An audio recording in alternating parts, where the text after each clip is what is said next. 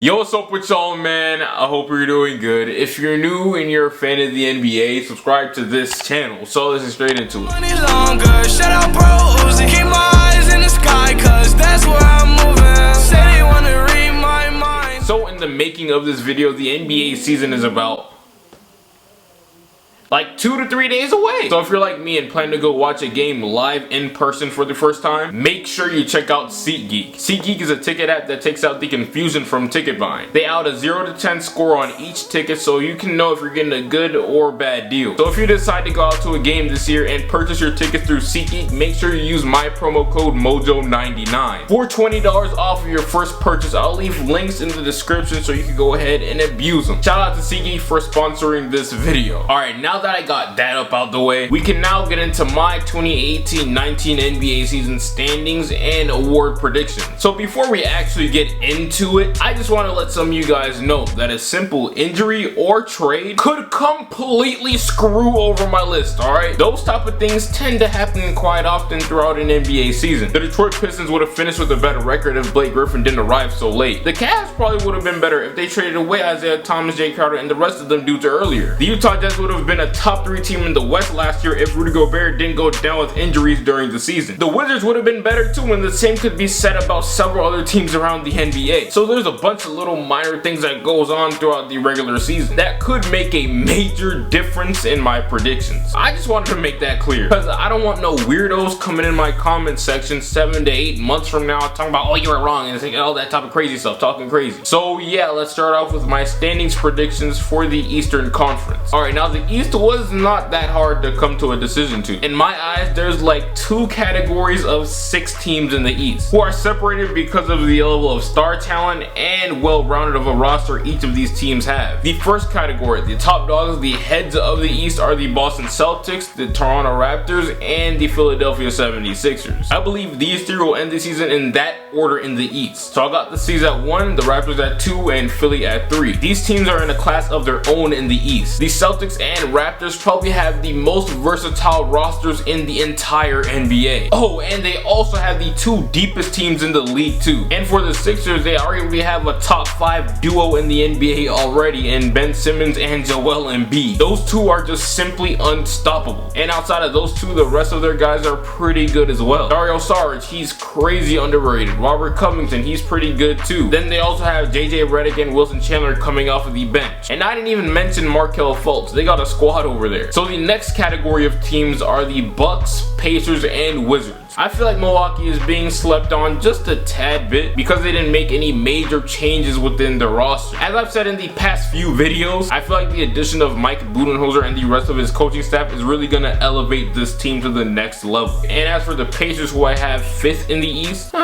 look, man, Miles Turner hasn't been that good in the preseason. I know it's preseason, alright? I know, I got it, but like, he shouldn't be struggling. So far in the preseason, he's shooting like 34% from the field, and I think he's averaging like 7 points. I don't know what's up with dude, but he gotta get his act together. The only way I can see the Pacers being exponentially better this year is if that man steps up. So that's why I have them as 5th in the East. The Washington Wizards, I have them as a 6th seed. Now I already know that maybe a few of you probably think that that's too low for the Wizards, but if you watched my last video, you know why I have them so low. I'll just replay a clip if you haven't. Factor and the unknown on this team is nobody. Shit, can these dudes get along for a whole season in the locker room? Can all these dudes be on the same page? Can they go a season without having 5 player-only meetings? Chemistry is the biggest X factor for these dudes. The Wizards haven't let anyone beat them. They've been beating themselves. I'm not even lying, y'all, but damn, I think this team has the potential to become the most toxic locker room in the NBA. They literally just brought over Dwight Howard, the dude who has been known to be a garbo locker room presence. He's been on 4 teams these last 4 years for a reason. I really don't know about this signing, coach. So yeah, I am hella skeptical myself just on how well their chemistry can be this year. Trust me, on paper their roster looks fantastic. But like I said, none of that shit matters if they can't get along. Alright, so those are the 2 categories of 3 teams in the East. Let's talk about the last 2 playoff spots. So I still feel like Miami is better than Cleveland, Detroit, the Hornets, and the rest of the teams in the East in that realm. So I have them as the 7th seed. Now this is where things get a little bit interesting and kind of hard. So if you're a Cleveland, Pistons, Bulls, or a Hornets fan, do not get pressed on my predictions if I choose your team to not make the playoffs. All of these teams have mega health risks. The Cleveland Cavaliers' 2 best players are made out of glass, Kevin Love and Rodney Hood. Detroit is going to have to rely on a fragile, injury-riddled, older Blake Griffin for consistent offense. And the Hornets, oh my god, they got a train ran on them by the injury gods last year. So there's a whole bunch of fragile guys on that roster too. I almost forgot about the Chicago Bulls. They just lost arguably their 2nd or 1st best player, Larry Markkinen, for 2 months due to an elbow injury. This is a really tough decision. But you know, if I absolutely had to say, I got the Shortland Cavaliers. I don't know, man. I'm just being honest. I'm gonna let you guys decide that down below in the comments. Is that cool? I'm just gonna assume you said yes, and that you're about to share your opinion down below in the comments. Alright, so that is my Eastern Conference standings prediction. I got the C's 1, the Raptors 2, the Philadelphia 76ers 3, the Milwaukee Bucks 4, Indy 5, Washington 6, the Miami Heat 7th, and you already know how I feel about the 8th seed in the East. Now, let's take a road trip over to the crowded, sweaty, and hot Western Conference. Ooh, that was a weird transition. I don't know what's wrong with me. I'm sorry. So at the 1 and 2, we got the Warriors and Rockets. In my personal opinion, I think the Rockets will finish 1 and the Warriors will finish 2. Do I think the Rockets are a better team just because they finished 1?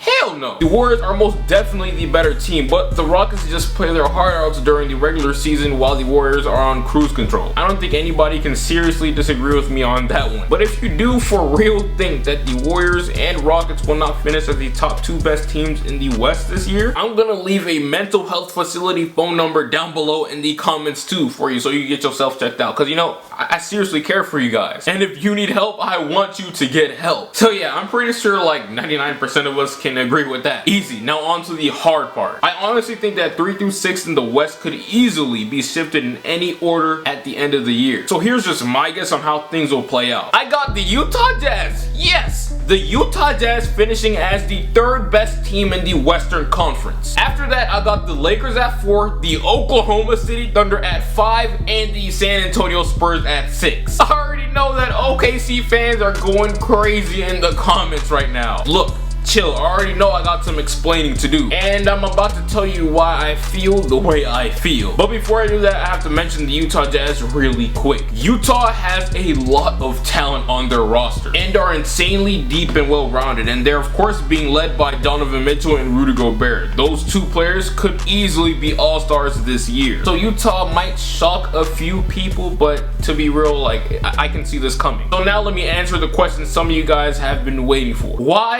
Why do I think that the Lakers will be better than the Oklahoma City Thunder this year? Well, Russell Westbrook's health going into this year is a question. According to a bunch of articles and news on Twitter and stuff like that, he might not be ready towards the very start of the season. So due to that, I think they're automatically going to drop a few games. Russ is the heartbeat, he is the motor, he is the everything to OKC. They need that man to win. So on top of Russ not being there, Andre Roberson is also not going to be ready too. So not only will OKC not have their starting point guard at the start of the season, they will not have their starting shooting guard either. Andre Roberson, he is a very vital piece to their defense. Roberson is a difference maker. Without him, OKC is a decent defensive team. But with him in their lineups, they are one of the elite defensive teams in the league. So that's my reason. If Russ and Roberson were healthy, then I'd probably have them being better than the Lakers. But they aren't healthy. So yeah, I got the LeBron-led Lakers at 4, Oklahoma City Thunder at 5, the San Antonio Spurs at 6, easily, sadly. I only have them there because of the loss of DeJounte Murray. Hold on, pause. I need to reword that because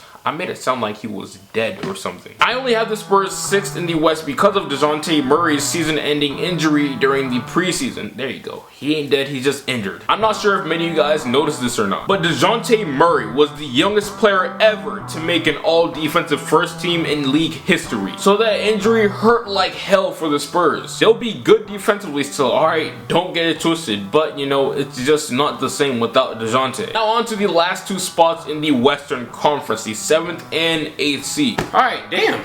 This is gonna be tough, but I have the Denver Nuggets as the 8th seed and the New Orleans Pelicans as the 7th seed, I think. I don't know, man, this is hard. I've been hollering all summer that the Grizzlies were slept on and so were the Mavericks. But at the same time, Anthony Davis is still Anthony Davis. And the Denver Nuggets are only getting better as their player develops. That boy DeJounte Murray, he's about to be dangerous. So I'm pretty much going back and forth with myself. But as of now, I got the Pelicans as the 7th seed and the Nuggets as the 8th seed. Whoa, wait, hold on, I forgot. Isn't Jimmy Butler still supposed to be a part of the Timberwolves? God damn, so I gotta add them to the equation too? Alright, this just got a lot harder than I thought. So, I don't know about you, but I still got the Pelicans as a lock to make the playoffs. And so are the Nuggets. Alright, you know what? I'm gonna stick to it and stay 10 toes down with my prediction. The Pelicans will remain as a 7th seed and the Denver Nuggets will remain as an 8th seed. I know I might catch some heat just for saying that, but things don't look too good in Minnesota right now. But damn, like, I understand if you have them making the playoffs, they still have Jimmy Butler and Karl Anthony Towns. So if I look back at this video 7 to 8 months from now and I see that the Pelicans end up falling out of the playoffs and the Minnesota Timberwolves end up making the playoffs, then I wouldn't be too surprised at all. So yeah, those are my Western Conference standings predictions. I have the Rockets at 1, Warriors at 2, the Utah Jazz at 3, the Lakers at 4, the Oklahoma City Thunder at 5, the San Antonio Spurs at 6, and the Pelicans and the Denver Nuggets at 7 and 8. So those are my standings predictions. That's how I feel like the Eastern and Western Conference will look like towards the end of the year. Now make sure you remember what I said towards the beginning of the video. Injuries, trades, and things of that nature tend to happen throughout an 82 game season. So if you look back at this video 7 to 8 months from now and my predictions look really jacked up, you know why. Alright, so let's finally get into my regular season award predictions. Now there are unwritten rules that apply to almost each and every award, like the MVP for example. Most of the time a player has to lead his team to a top record in his conference. The 8th, 7th, 6th, and maybe even 5th seed will not cut it, for the most part. The most recent exception for that was Russell Westbrook's 2017 historical triple-double season. So with that being said, I don't think Anthony Davis will be seriously considered as the MVP potential. I only think that way because his team will not win enough games. So that means Curry, KD, Harden, LeBron, Kyrie, Kawhi, Giannis, Joel Embiid, and probably even Donovan Mitchell, that sounds crazy to say, will have a legitimate chance of winning MVP. Now with that being said, do I think Anthony Davis will get more votes than most of these guys? Most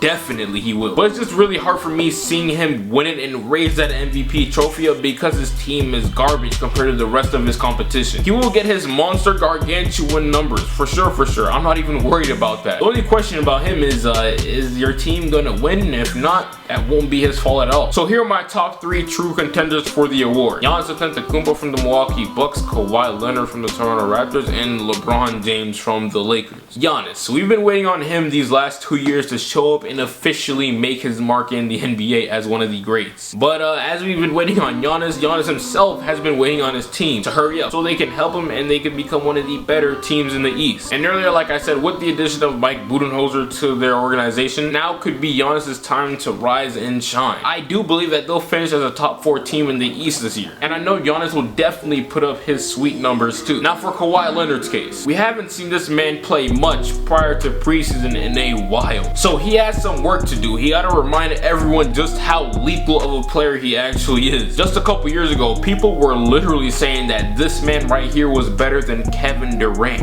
I never really understood that myself, but for those who believe that, I'm gonna just let him have it. But anyways, I think he'll definitely have the wins, the numbers, and the storyline to win it too. He's coming off of one of the weirdest NBA seasons we've ever seen, and is looking to remind you guys just how he gets down on the court. Now for LeBron's case, I don't think much has to be said for him. I mean, I guess you could say a lot of people really question how well he would do in the Western Conference since there's so many great players on that side of earth, and whether or not he can continue to put up monster numbers and dominate over there too. So there's a storyline for them, and oh yeah, he's a Laker now, so of course that will help a little bit too. All eyes will be on him this year. So Who will win the 2019 MVP award? Well, in my opinion, I think LeBron will win it, but I don't say that too confidently because Kawhi and Giannis are about to be super dangerous this year too. Now that we're done with the MVP discussion, let's get into the rest of the awards now too. MIP, the Most Improved Player of the Year award. I noticed that a lot of people tend to get the requirements for this award twisted. A popular choice for this award that I've seen quite often is Markelle Fultz. And there's nothing wrong with that. I don't think he'll have a bad season or anything, but I just don't think it's really possible for him to do that because he doesn't fit the criteria. He is a second-year player, meaning that he's already expected to improve gradually. Seeing a massive spike in production for second-year players is a normal thing. If that was the case and young players were able to win Most Improved Player of the Year, then why wasn't Jaylen Brown, Brandon Ingram, and all the other second-year players who made a big leap seriously taken into consideration? Instead, they had guys like Spencer Dinwiddie up there. So yeah, Markelle isn't realistic at all for me. I think D'Angelo Russell, Miles Turner, and Zach LaVine have a much better chance at winning that award. And out of the three, if I had to bet my money on it, I'm gonna give that award to Zach LaVine. So many fans online claim that he was overpaid during the summer, but I think a lot of them forgot just how good Zach LaVine was before he had that ACL tear, and none of them really put into consideration that he didn't have any practice when he was coming off of the injury. So of course he was gonna have a bad season last year. It's common sense. Alright, so now that he's had a full healthy offseason to get better, get stronger, and all that, I think he's about to put up impressive numbers and shock quite a few people. Now on to the Rookie of the Year award. Alright, so my two top candidates are Luka Doncic and DeAndre Ayton. Both are super talented rookies, but I think I have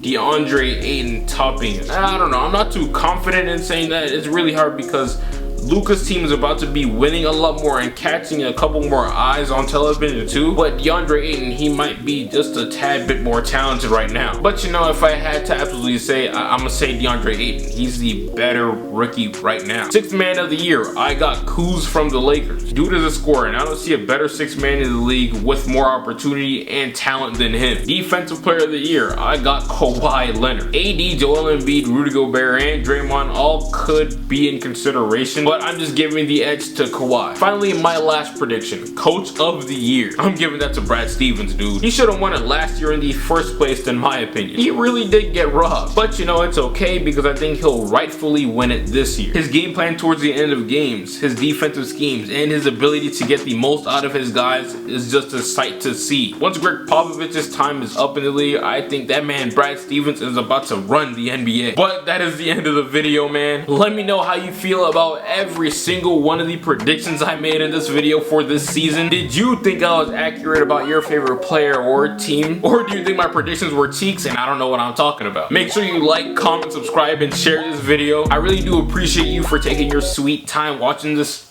masterpiece, and I'll get right with you. No way, remember back when I couldn't get a play, no home, I ain't have a place to stay, I got to work, made it free to wait, so my girl